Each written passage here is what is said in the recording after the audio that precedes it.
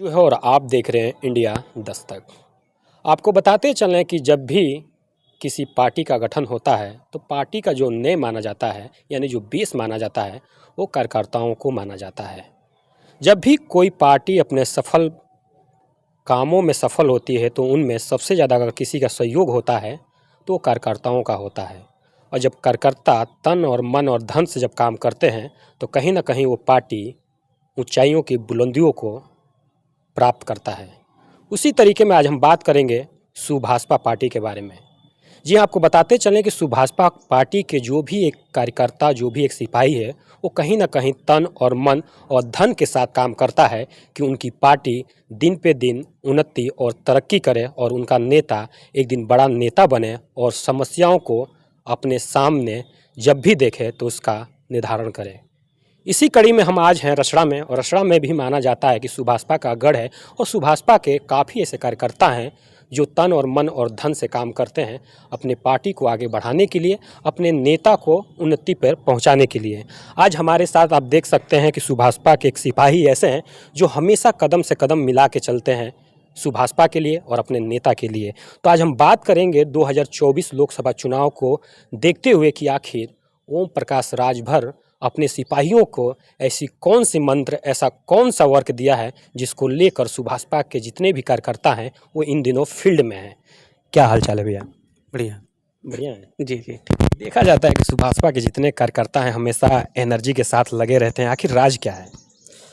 देखिए, ये एनर्जी जो है, कहीं न कहीं सुभाषपा के कार्यकर्ता या फिर सुभाषपा के पदाधिकारी सत्ता परिवर्तन के साथ-साथ व्यवस्था परिवर्तन भी देखा है। और ये व्यवस्था जो परिवर्तन होते देखा है, वो पीड़ा है। और आज भी सुहेल जो भारतीय समाज पार्टी उस व्यवस्था को परिवर्तन करने में लगी है, जो ऊंच नीच, अगड़ा और पिछड़ा, छोटा और बड़ा की खाई पाटने का काम करती है। आज आप देखेंगे कि पैसे वालों की जो बच्चे हैं, पैसे वालों के बच्चे हाईटेक स्कूलों में पढ़ते हैं, कॉलेजेस में पढ़ते हैं, और हमारे जो गरीब तबके के लोग हैं वो आज भी खिचड़ी वाली लाइन में लग के पढ़ाई करते हैं, क ख ग घ। तो इसके लिए हम लोग ये चाहते हैं कि वो व्यवस्था को परिवर्तन किया जाए और एक नेता, अधिकारी, एक चपरासी, एक किसान और एक मजदूर का भी बेटा फ्री शिक्षा, फ्री हेल्थ और फ्री रोजगार का काम करे, टेक्निकल एजुकेशन ले और भी कुछ बहुत चीज़ें करें। अच्छा, एक चर्चा है कि काफ़ी महीनों से चल रहा है कि ओम प्रकाश राजभर जी को मंत्रिमंडल में शामिल किया जाएगा, लेकिन ये चर्चा देखते देखते करीब 6 से 7 महीना हो गया। क्या लगता है कि ओम प्रकाश राजभर जी योगी के मंत्रिमंडल में इसी 27 तारीख को शामिल होंगे? नहीं, ये हम निश्चित रूप से नहीं कह सकते कि मंत्री जी कब मंत्री दोबारा बन रहे हैं। और ये एनडीए गठबंधन के हम लोग हिस्सा है। माननीय मोदी जी और माननीय अमित शाह जी, जब उन्होंने उनका आदेश होगा, उनके साथ हम लोग काम कर रहे हैं, तो उनका आदेश के हिसाब से, उनके अकॉर्डिंग हम लोग अपना जो भी है। और रही बात मंत्री बनने की, तो मंत्री बनने की बहुत तेज़ी नहीं है। हम लोग का काम ऐसे भी गरीबों का, पिछड़ों का, दलितों का कोई काम रुकता नहीं है। माननीय ओम प्रकाश राजभर बिना मंत्री पद के मंत्री हैं, मंत्री से कम नहीं है। कम नहीं है जी। एक चर्चा और भी आ रही है कि ओम प्रकाश राजभर जी घोसी से भी टिकट मांग रहे हैं, सलेमपुर से भी टिकट मांग रहे हैं। यानी बात करें तो पूर्वांचल में 3 सीटों पर चुनाव लड़ने की उनकी तैयारी है कि वो 3 सीटें मांग रहे हैं। वहीं बात करें बिहार में, तो बिहार में नवादा और बक्सर मांग रहे हैं। तो क्या लगता है कि ओम प्रकाश राजभर जी को कितनी सीटें मिलेंगी उत्तर प्रदेश में और बिहार में? अंदाजा। देखिए, ये आपका जो कथन है ये गलत है। हम लोग उत्तर प्रदेश में 5 सीट मांग रहे हैं और बिहार में 3 सीट मांग रहे हैं, जिसमें आजमगढ़ का लालगंज भी है, सलेमपुर है, घोसी है, गाजीपुर है, ठीक है, और भी 1-2 सीट है। तो अब एनडीए गठबंधन के साथ हम लोग हैं। एनडीए गठबंधन जहां हम लोग को आदेशित करेगा, जहां पे हम लोग को मिलेगा, वहां पे हम लोग मजबूती के साथ चुनाव लड़के और माननीय मोदी जी को दोबारा प्रधानमंत्री बनाना है।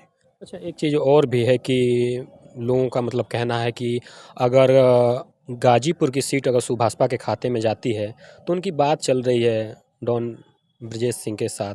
तो क्या लगता है कि अगर सुभाषपा के खाते में सीट जाती है तो वहाँ से जो प्रत्याशी होंगे वो ब्रजेश सिंह होंगे? ये तो भविष्य की गर्व की बात है। भविष्य में क्या होता है नहीं पता।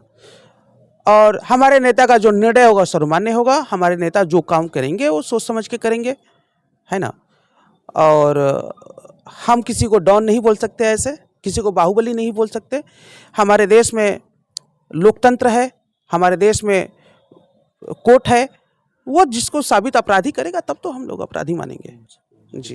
अच्छा, एक चर्चा और भी है अभी फिलहाल हमारे नज़र में करीब 15-20 दिन से चल रही है कि ओम प्रकाश राजभर जी को योगी के मंत्रिमंडल में शामिल किया जाएगा और डॉक्टर अरविंद राजभर को उनको राज्यसभा में भेजा जाएगा। क्या ऐसी कोई चर्चा है क्या? ये हम नहीं बता पाएंगे। ये क्या आगे चर्चाएं चल रही हैं, ये हम आपको आपके सामने नहीं रख सकते अभी।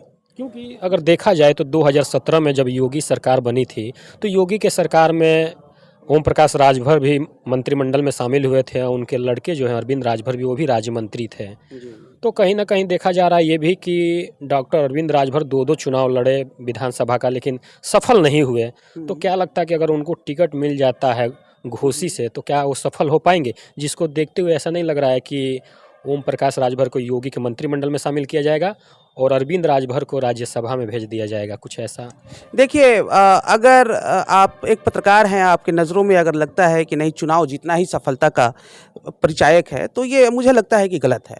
माननीय राजनारायण जी, माननीय स्वर्गीय इंदिरा गांधी जी के खिलाफ आजीवन चुनाव लड़े, एक बार चुनाव जीत पाए।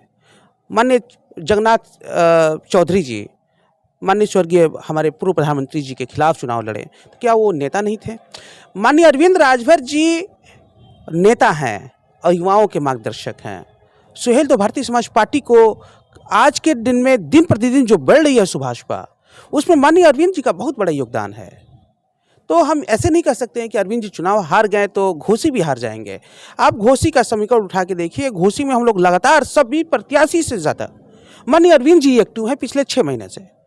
और हम लोग खुद माननीय अरविंद राजभर बनकर लोगों के बीच में जा जा के सालों साल काम करते हैं। तो मुझे नहीं लगता है कि अरविंद जी चुनाव हारेंगे। और ऐसे एनडीए गठबंधन का पूरे देश में लहर है और माननीय ओम प्रकाश राजभर का पूर्वांचल में लहर है। पूर्वांचल से कोई उखाड़ नहीं पाएगा हमारी पार्टी को। और हम सबका पत्ता काट सकते हैं, ये कह सकते हैं आप, लेकिन हमारा कोई पत्ता नहीं काट सकता। तो देख सकते हैं कि हमारे साथ सुभाषपा के एक ईमानदार कार्यकर्ता और सिपाही थे जिन्होंने अपनी बात खूब ही आराम से रखी। सोशल मीडिया के किसी प्लेटफॉर्म पे ये वीडियो देख रहे हैं, जैसे फेसबुक पेज पे देख रहे हैं तो पेज को फॉलो कीजिएगा और यूट्यूब पे देख रहे हैं तो चैनल को सब्सक्राइब कीजिएगा। Thank you for watching.